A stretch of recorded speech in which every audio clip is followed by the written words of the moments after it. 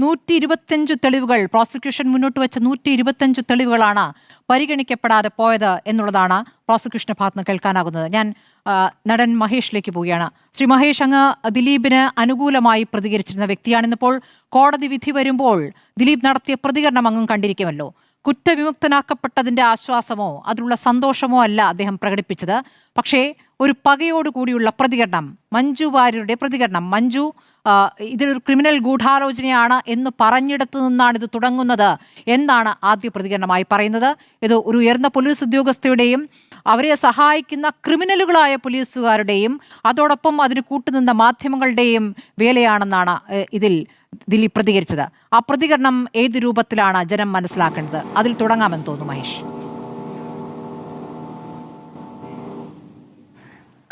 നോക്കൂ, ഓരോരുത്തരുടെ കാണുന്ന ആംഗിളിലാണ് ഇത് പകയാണോ അതോ 8.5 വർഷത്തെ ഫ്രസ്ട്രേഷനാണോ വിഷമമാണോ ഇതൊക്കെ മനസ്സിലാക്കാൻ ഇപ്പം എനിക്കെന്തായാലും ഈ പറഞ്ഞ പോലെ അത്രയും കഴിവുകളൊന്നുമില്ല. എനിക്ക് സാധാരണ ഈ 8.5 വർഷത്തെ ഒരു മനുഷ്യൻ്റെ കുറ്റം ആരോപിച്ച് അവസാനം മോചിതനായതിൻ്റെ ഒരാളുടെ ഒരു ആശ്വാസ വാക്കുകളായിട്ടാണ് എനിക്ക് തോന്നിയത്. അതിനകത്ത് അദ്ദേഹം തൻ്റെ നേരെ വരാൻ കാരണം എന്താണ് എന്ന് അദ്ദേഹം പറഞ്ഞു. ശരിയാണ്, ഇതിവിടെ പറയാമോ പറയാൻ പാടില്ലായിരുന്നോ ഈ ദിവസം തന്നെ പറയണമായിരുന്നോ എന്ന് പലരും ചോദിച്ചൊക്കെ കണ്ടു. ഇത് പിന്നെ എപ്പോഴെങ്കിലും ഇത് അദ്ദേഹത്തിൻ്റെ മനസ്സിലുള്ളത് അദ്ദേഹം പറഞ്ഞു തന്നെ ആവണമല്ലോ. കാരണം അദ്ദേഹത്തിനാണല്ലോ ഇതിനകത്ത് ഏറ്റവും കൂടുതൽ ഇതിനകത്ത് തെറ്റ് ചെയ്തിട്ടില്ലെങ്കിൽ ഏറ്റവും കൂടുതൽ ഇത് ഫേസ് ചെയ്യേണ്ടി വന്നിട്ടുള്ള അദ്ദേഹം തന്നെയാണ്. ഇതിൻ്റെ തിക്ത അനുഭവങ്ങൾ ഇതിനകത്ത് സെൻകുമാർ സാറിൻ്റെ ഒരു ഫേസ്ബുക്ക് പേജ് നിങ്ങൾ കണ്ടോ എന്ന് എനിക്കറിയില്ല. അതിനകത്ത് വളരെ വ്യക്തമായിട്ട് സെൻകുമാർ സാറ് പറയുന്നുണ്ട്, ഒരാളെ അറസ്റ്റ് ചെയ്തിട്ട് പിന്നെ തെളിവിന് വേണ്ടി തേടി നടക്കുന്ന ഒരവസ്ഥയാണ് ദിലീപിനെ സംബന്ധിച്ചിടത്തോളം സംഭവിച്ചെന്ന് പോലീസിൻ്റെ ഉയർന്ന തസ്തികയിൽ ആ സമയത്തുണ്ടായിരുന്ന ഒരു പോലീസ് ഓഫീസറാണ് സെൻകുമാർ സാറാണ് പറയുന്നത്.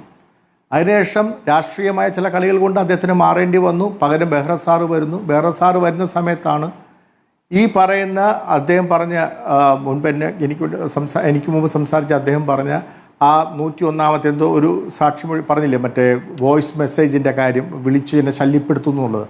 അതിന് വിളിക്കുകയാണെങ്കിൽ അതൊരു CD രൂപത്തിലാക്കാൻ പറയും. രഞ്ജിത്ത് വഴി ആ CD വീണ്ടും വിളിക്കുന്നതും അത് ആ വിളിച്ച ശബ്ദരേഖ CD വഴി നിർമ്മാതാവ് രഞ്ജിത്ത് വഴി ബെഹ്റ എത്തിക്കുകയും ചെയ്യുന്നത്. ഇവിടെ ആ CD കിട്ടി, ആ CD-യുടെ അന്വേഷണവുമായിട്ട് ബന്ധപ്പെട്ടാണ് ഈ ഉയർന്ന പോലീസ് ഉദ്യോഗസ്ഥ ആദ്യമായിട്ട് പിക്ചറിൽ വരുന്നത്. ഈ ഉദ്യോഗസ്ഥയെ പറ്റി പറയുകയാണെങ്കിൽ ഈ ഉദ്യോഗസ്ഥയാണ് ഒരു സ്വാമിയുടെ ലിംഗവിച്ഛേദവുമായിട്ട് വന്നതും അതിനു മുമ്പ് ബെഹ്റ സാറുമായിട്ട് ഏറ്റവും അടുത്ത് പെരുമാറാൻ അവർക്ക് സാധിക്കുന്നതിൻ്റെ ഒരു കേസാണ് ജിഷ വധക്കേസ്. ശരിക്കും ഉമ്മൻചാണ്ടി സർക്കാരിൻ്റെ ഇറങ്ങിപ്പോയതിന് ശേഷം ഇടത് ജനാധിപത്യ മുന്നണി വന്നതിന് ശേഷമാണ് ജിഷ കേസൊക്കെ വരുന്നത്. അപ്പോൾ ആ അടുപ്പം വെച്ചിട്ടാണ് ഇത് ഏൽപ്പിക്കുന്നത്. പക്ഷെ അവരെന്താണ് നാളെ ഇതുവരെ അതിൻ്റെ കേസിൻ്റെ എന്താണ് തീർപ്പായത് അല്ലെങ്കിൽ എന്താണ് അന്വേഷണം എന്നുള്ളത് നമുക്കാർക്കും അറിയില്ല. മാത്രമല്ല പിന്നീട് നമ്മൾ കാണുന്ന ദിലീപിനെ ചോദ്യം ചെയ്യുന്നതും ഇതിന്റെ മുഖ്യധാരയിൽ ഒരു മിനിറ്റ് ഞാൻ പറയുമ്പോൾ തടസ്സപ്പെടുത്തല്ലേ. എനിക്ക് സ്ഥിരം ജോലി അല്ലാത്തതുകൊണ്ട് എനിക്ക് ഇടയ്ക്ക് തടസ്സപ്പെടുത്തി എനിക്ക് സംസാരിക്കാൻ പറ്റാതായി. സ്മൃതി, ഇതല്ലല്ലോ എൻ്റെ ജോലി.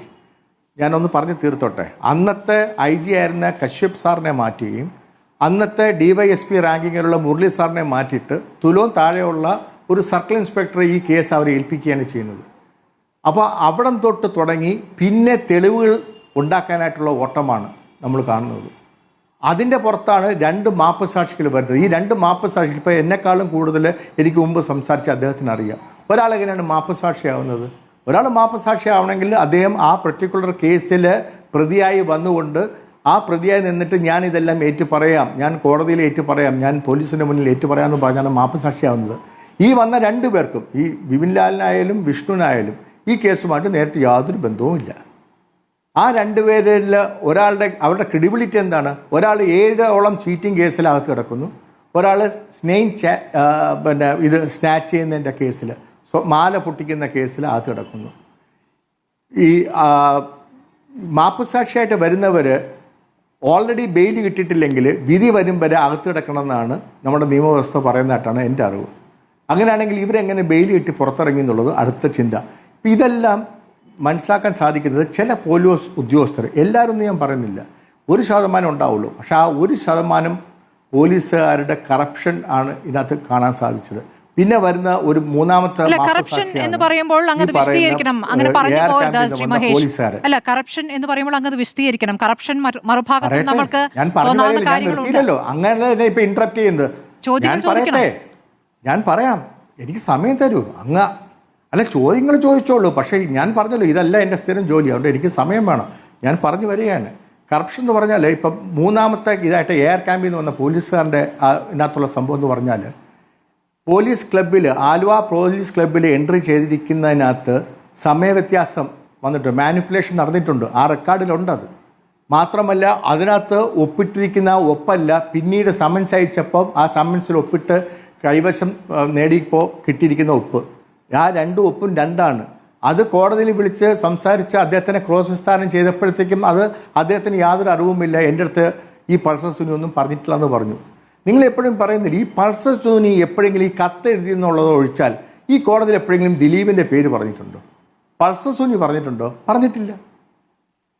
പിന്നെ ഇതെല്ലാം കഴിഞ്ഞിട്ട് ഈ 3 സംഭവം കഴിഞ്ഞു. ഈ മൂന്ന് മാപ്പസാക്ഷികളുടെ കാര്യം പൊടിഞ്ഞപ്പോഴാണ് ഈ ബാലേന്ദ്രകുമാർ വരുന്നത്. ഇപ്പം അദ്ദേഹം പറഞ്ഞു, ഇപ്പം എനിക്ക് മുമ്പ് സംസാരിച്ച അദ്ദേഹത്തിന് പേര് കേൾക്കാൻ പറ്റില്ല, ഞാൻ ലേറ്റ് ആയിട്ടാണല്ലോ വന്നത്, എന്നോട്. ആസിഫ്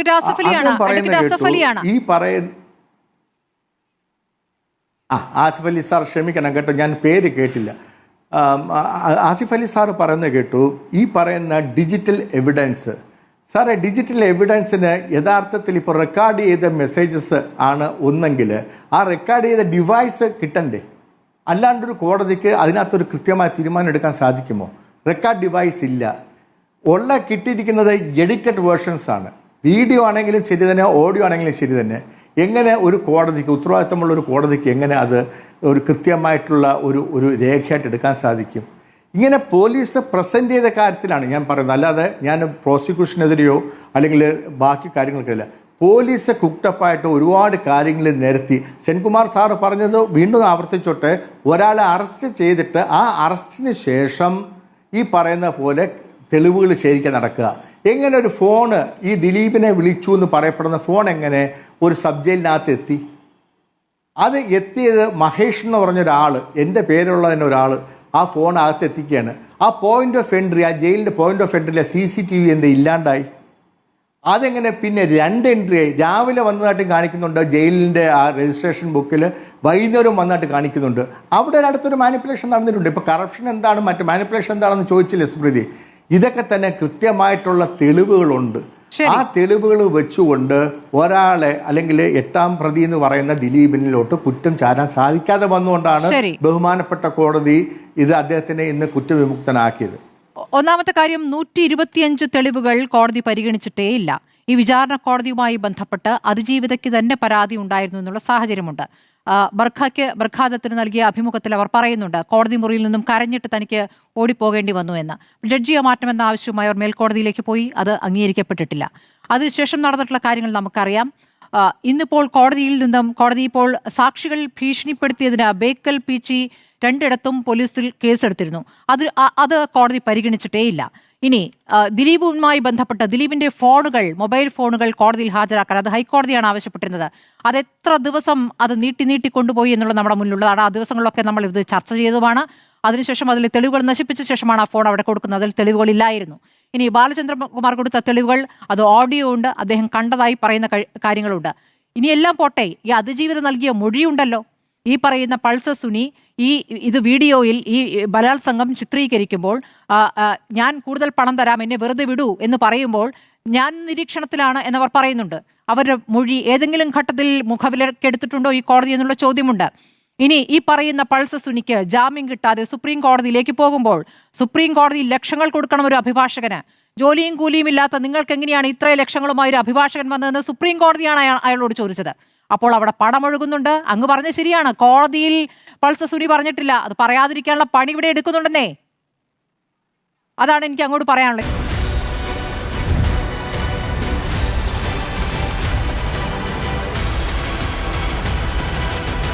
ഡിബേറ്റ് വിത്ത് സ്മൃതി പരുത്തിക്കാട്.